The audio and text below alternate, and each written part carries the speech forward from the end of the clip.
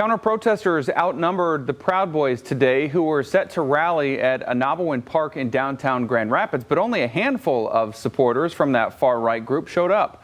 Fox 17's Lauren Edwards shows us what happened.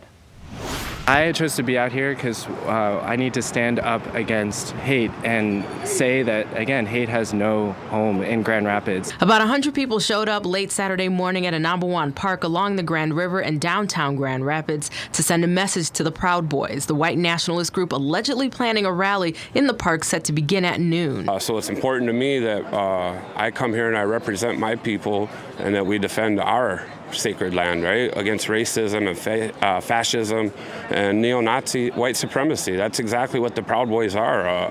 This isn't my first time at the rodeo with these guys. Ah-Nab-Awen Park, once the grounds of a Native American village, members of the Anishinaabe people who once called the land home were among several civil rights-focused groups in attendance on Saturday. Yeah, so in our culture, hey, we're taught to stand up for those that can't. And I'm Warrior Clan, eh?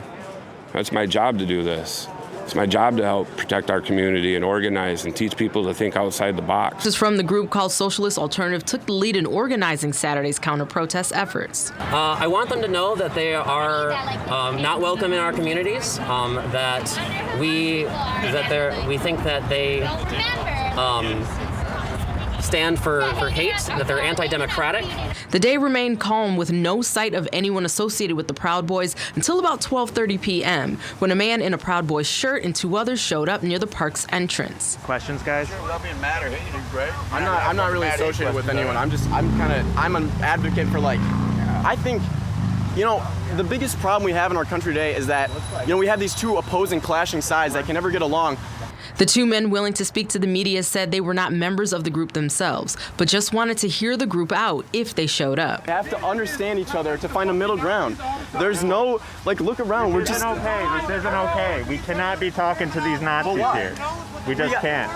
I'll stand up in front of this and I'll not let you even film the Proud Boys or whatnot, because that's crazy. Protesters gathered around the small group, eventually prompting two of the men to leave the area.